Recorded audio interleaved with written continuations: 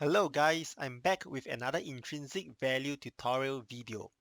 I've been receiving a lot of questions on how to make your own intrinsic value calculator to calculate the intrinsic value of stocks that you are analyzing, and as well as several questions here and there asking me on how to calculate this part or that part of the equation that is being used in our discounted cash flow model.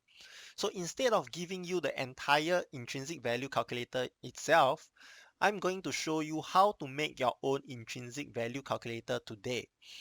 And by making you go through these steps in creating your own intrinsic value calculator, I hope that this exercise will serve to enforce your basic understanding on the fundamentals underlying our discounted cash flow model and how this intrinsic value calculation works. Alright, so by now if you have no idea what I'm talking about, be sure to go over to my video on the secrets to intrinsic value calculation, where I will be explaining the concepts on intrinsic value calculation in great details. Alright, I also like to use this opportunity to thank all of you guys and the support that you have been showing me. We are currently at 553 subscribers. Let's aim to hit 650 by the end of February. And for those of you who are new, do remember to share, like, and also subscribe to our channel so that you will receive more updates on the tips and tricks that will help you to excel in your investment and trading journey. Alright, with that, let's jump straight into the tutorial. So first things first, you want to create the labels for the important parameters that will be required in calculating the intrinsic value of a company. For that, I've already created them over here. Firstly, you will need the cash flow from operation, the growth rate of the company from year 1 to 5, year 6 to 10, the discount rate, the shares outstanding, and as well as the cash and short-term investment and the long-term and short-term debt. Now take note that it will be important for you to keep the units of these figures consistent, and for today's example, we'll be keeping the monetary values with a fixed denominator in millions. And for today's example, I'll be using Amazon. As most of you would have known, Amazon recently just released exceptional earnings, and following that, it has gapped up from a price of about 1,800 to currently right now as we are speaking, 2,170 over dollars. So right now, with the current price of Amazon, is it still at a fair value or is it going into the overvalued boundary? So let's calculate together today. And the first value that we require to calculate the intrinsic value of Amazon will be the cash flow from operations. For this, I rely on Morningstar. So under cash flow, I want to focus on the trailing 12-month figures. So be sure to summarize all the subsections of the cash flow from operating activity section, and you'll get your answer to be 38.51. Now take note that Morningstar report in billion. So you want to convert this number to millions, which we'll be using for our intrinsic value calculator. So just go over to the calculator and key in 38.5 billion. So that will be 38,510 millions. As for the growth rate, we'll be getting the figures from Finviz. Finviz reports the earning per share next 5 years of Amazon to be at 30.08%. Now, if this figure seems a bit high to you, feel free to cross-reference with other websites such as Zacks.com, where they also report their projected growth rate for the next 5 years of companies as well. But just for convenience sake, I'll just take this figure as 30.08 for today. And we'll key in 30.08. Now you want to make this figure into a percentage and re-key in the figure. So to be conservative, we want to keep the growth rate for the 6th to 10th year to be kept at 15%. And for this, we will be entering a conditional formula into the cell. So using the if conditional, the growth rate from year 1 to 5 is more than 15%. We want to keep the growth rate for year 6 to 10 at 15%. Otherwise, we will keep the growth rate to be the same as the 1st to 5th year's growth rate. So what I've said is basically the formula laid out in layman terms. And if I press enter, this will give me a figure of 15%.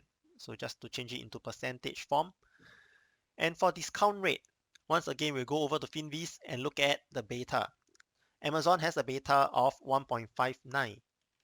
So I've not shown this before, but basically this is the guideline that I use for beta, for converting beta to the discount rate.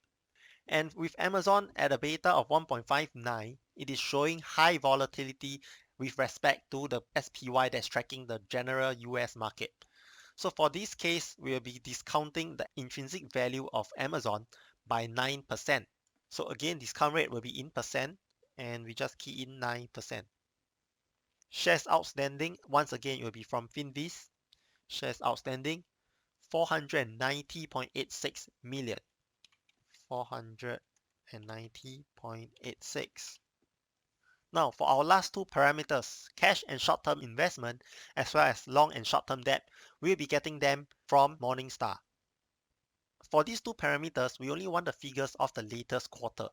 So remember to set it to quarterly, and under balance sheet, you'll be able to get the last two parameters that you require. So you can see that Morningstar sums it up very nicely for you. Total cash, cash equivalent, and short-term investment, 55 billion. Take note of this, 55.02 billion. And as for long-term and short-term debt, you want to scroll down. Now you can see that there's no short-term debt that's being listed over here in the total current liability section. And as for the non-current liability section, you can see very clearly they have a long-term debt of 23.41 billion.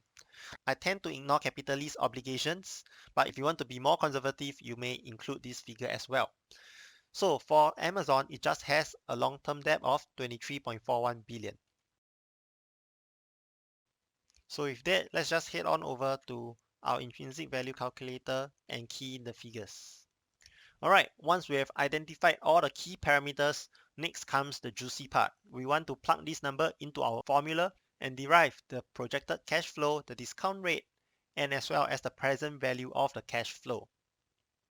Alright, as a quick recap, on the top here we have the formula for the projected cash flow, and for the bottom we have the formula for the discount rate. And each block here represents each year, so this will be the first year, the second year, third year, and so on and so forth until the 10th year. So now we want to translate this formula into our Excel sheet calculator. To do that, as you have seen, we have year 1 to 10 over here. And for the projected cash flow, basically this will just be equal to the cash flow from operation, or the operational cash flow, multiplied by 1 plus the growth rate of the first to 5th year. So that's the projected cash flow for the first year. And with this, we want to compound this projected cash flow by its growth rate for year 2, which will be just the first year multiplied by 1 plus the growth rate again. Alright, so at this point, you want to just fix the growth rate and then drag this formula to apply all the way up to the 5th year. You can also drag this formula to apply it to the 6th year, but you have to tweak something. This time around, take note that the growth rate for the year 6 to 10, we are capping it at 15%. So we have to change the growth rate from B5 down to B6. And then you can drag it all the way down and apply it throughout year 6 to year 10. So this is the projected cash flow for the individual years. Next, you want to sum up this projected cash flow using the sum function. And there you have it. For presentability's sake, you may want to just apply the dollar formatting to them. Next, discount rate. So for the discount rate, the formula is basically just 1 plus the discount rate. Now make sure to express this number as a decimal and not as percentage. And just like how you will compound your projected cash flow, you will also compound your discount rate. So for year 2, it's basically the first year's discount rate multiplied by 1 plus discount rate again. And at this point, you want to fix your cells so that you can drag down to apply it throughout the 10 years. And there you have it, your discount rate. And with this, we can easily calculate the present value of the cash flow, which is just the projected cash flow divided by the discount rate. And again, apply it throughout. And now you want to sum up the present value of all the cash flow for the next 10 years. So with this, we'll be using the sum function and just sum it all up. My apologies, you do not need to sum for the projected cash flow column. You only need to do it once for the present value of cash flow. So with that, we are almost done. And for the stock, we'll be doing Amazon. So its initial intrinsic value is basically the sum of the present value of cash flow divided by the number of stocks that it has outstanding. And that'll give you an initial intrinsic value of $1,800. And then you want to add this figure with the amount of cash per share. So it will just be the intrinsic value plus, remember to divide your cash and short-term investment by your number of shares outstanding as well. And finally, minus off your debt per share. Always remember to divide by your shares outstanding. Alright, so we have a final intrinsic value of $1,870.46. So what's the maximum threshold that we can go before it exceeds overvalue boundary by our definition? So at most we can accept the current price to be above the intrinsic value by 25%. And that will give us $2,338. So what is the current price of Amazon right now? So I'm going to show you some neat tricks that you can do with Excel. So if you go over to the stock cell that we have entered previously, go under data and click on stocks. And automatically it will register the stock of Amazon. And all the price data of Amazon will be registered in it. So with this, we can automatically call for the current price of Amazon. So with that, you just want to enter accordingly and look for the price. $2,162. So double check, and it is somewhere close enough. And lastly, you can calculate the premium to discount. And that is basically the current price minus the intrinsic value. Remember to put it in brackets and divide by the intrinsic value. And again, you want to express this as a percentage. And there you go. The current price of Amazon right now is at a 16% premium to its intrinsic value of $1,870. So if this number is a negative figure, then it will represent that the stock is currently at a discount when compared to its intrinsic value. So going by definition, Amazon right now is at fair value, and there's still a bit of room for growth before it reaches the overvalued boundary.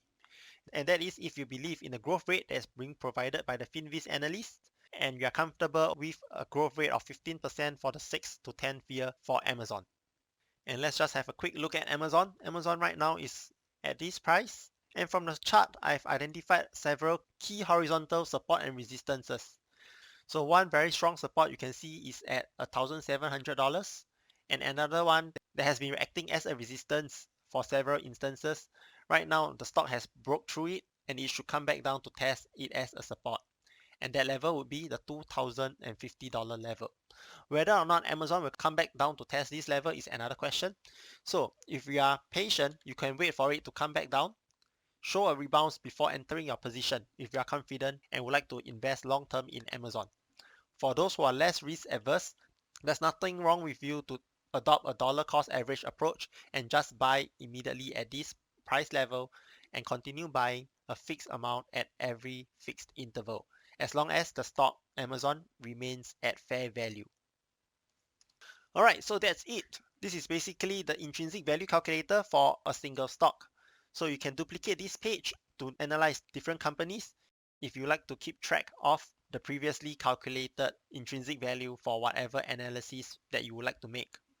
Otherwise, you could also compress this entire sheet into a single row and create your own watch list, just like the one that I've did over here.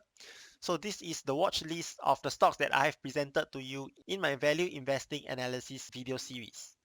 So basically you can see that the first portion of the sheet is used to record the presented date, the analysis date, the presented price, the intrinsic value, and so on and so forth. And then I have a second portion to key in the key parameters that I require to calculate the intrinsic value. And finally, for the last portion, I have the calculation for all the present value of the projected cash flow and its sum. When put together, will give me the required intrinsic value that I want to look at. Alright, so with this, I've come to the end of today's video. If you still have any questions, do remember to drop them down into the comments below. I'll be more than happy to take your questions and help as many people as I can. So once again, do remember to like, share, and subscribe to the channel, and I'll see you in my next video. Thank you.